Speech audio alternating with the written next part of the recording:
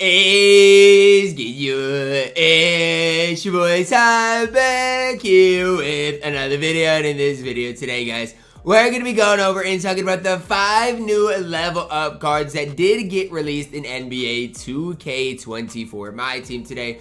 Talking about if any of these guys are worth you guys picking up for you in your specific squad as well. Now, the last level up set we saw was for Shawn Kemp. Obviously, they did release the Mitch Richmond for free later on that season. And so, heading into this, I mean, that's kind of the same thing. All these players are going to have EVOs. Dale Ellis is obviously going to EVO to the AMI. And we'll be going through talking about all of them. Let's start with Charlie Villanueva up first, who I think is absolutely fantastic. He can shoot lights out with an 86 3-ball, the Rui Hachimura base, Tim Hardaway Jr. upper. He's got the basic leaner, which is that great? No, but it's fine and you can use it. And then when you look at the shooting badges, what more can you ask for? He comes with limitless range, comes with catch and shoot, guard up, amped, all on gold. And even defensively, he's fine. I don't even think we can sit here and slander him on that defensive end of the court, because I think he can do everything at a decent level. Like you see his defensive stats. Everything's in the upper 70s or low 80s, and I think that is absolutely just fine for Charlie Villanueva.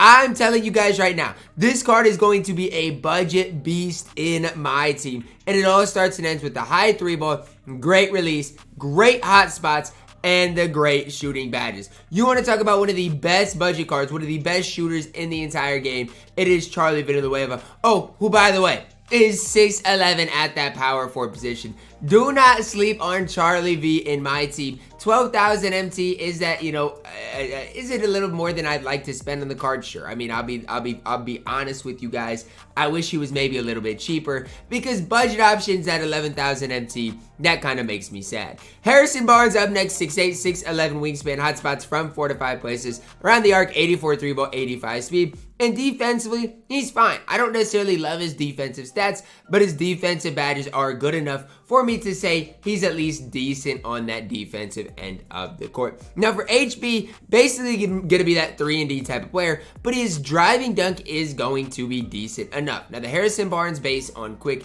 is super nice, and he's also got the D-book dribble style. So, I mean, those two things honestly are pretty solid. The HB base, even last year, I remember it was pretty solid, pretty good.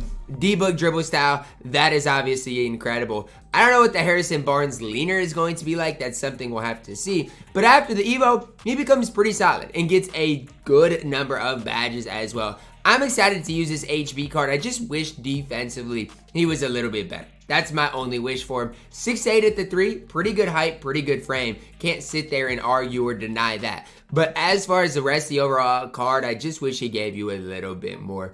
Dale Ellis up next. I'm already seeing a 95 3-ball with hot spots from everywhere. My goodness. Evo him to an AMI. His defense becomes solid. I mean, I did not expect Dale Ellis to have this solid a defense, because when you think of sharpshooters in 2K, you think of guys like Kyle Korver, whose defense is horrible. Dale Ellis holds it down in the defensive end of the court really well. 6'7" as well. Aaron Nesmith base, which, I mean, I don't know what I shot with the other day for Dale Ellis, but the Nesmith base should be good. The DeRozan upper is troll. I mean, I shot around with him yesterday in shoot around, and I didn't love his release. I felt like it was slow, but maybe I need to give it another try now that I know it is the Nesmith base, which I personally, throughout my 2K years, have liked. Chris Paul dribble style, normal leaner, and he's going to be able to make some plays as well. Not obviously no playmaking badges, that hurts his card.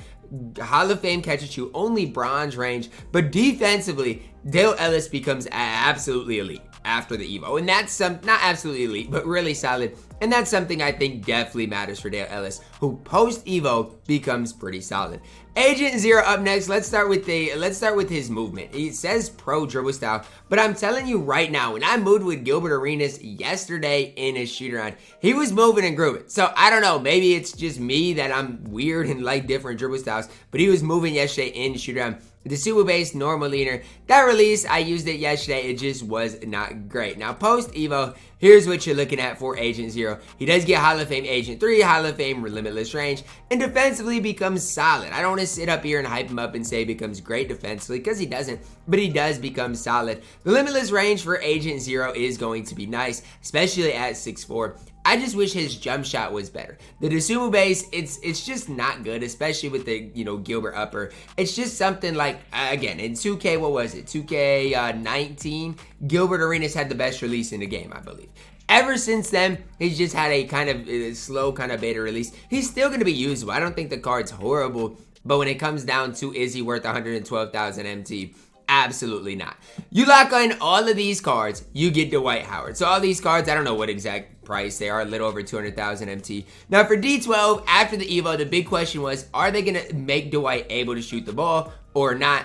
2K answered y'all question. 25 3 ball. Not going to be able to shoot the ball. But outside of shooting the ball, he's incredible. 90 speed, 86 lateral quickness, great rebounding stats, great rebounder in general. So how does he compare to a guy like Wilt? Okay, and let's talk about it. Post Evo. Well, I mean, pretty similar. Obviously, the one thing Wilt's going to have is the size over D12. And even Wilt's 3 ball, you guys might think I'm trolling, but you can green the occasional 3 ball with Wilt. So, I mean, my whole thing is Dwight better than Wilt? No.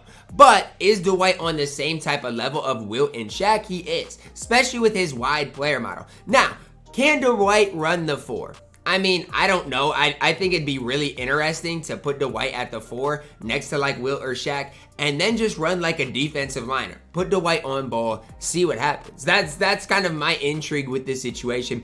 Just go with the pure defensive standpoint and just see what happens. Sure, the paint's going to be clogged, but hey, just 3 hunt with Kyrie and see what you can make shake. I don't know. That's just kind of my whole thing with this is if you want to go all defense, man, Dwight Howard makes the best defensive team in the game. He does. No matter what way you think about it, Dwight Howard is one of the overall best defensive players in the entire game. Is he better than Shaq or Wilt? I don't think so, but he is on that same type of level. So how would I rank these cards overall? Might surprise you guys. Dwight Howard 1. I'd probably go Dale Ellis 2, Charlie Villanueva 3, Gilbert Arenas 4, Harrison Barnes 5. I feel like I feel like, you know, 5 through 2, you could have them any rank. So like after Dwight Howard, I literally think you could rank them in any way. Just because like Charlie V is 6'11". He's going to be an absolute sharpshooter with one of the best releases in the game. I think more people are going to have success with him compared to Gilbert Arenas, but that's just me. In my opinion, guys, all of these cards are really solid for their specific value outside of Gilbert Arenas. I think Gilbert Arenas for 112,000 MT is pretty troll, and the only way I'd get Gilbert is if you are going ultimately for Dwight Howard. But it'll be interesting to actually get these cards, use these cards, and see, is Charlie Villanueva actually worth the hype that I'm hyping him up for, or is he just not as good as I'm making him seem? Drop a like on the video, subscribe if you're new, and as always, man, I love you guys, and have a blessed day.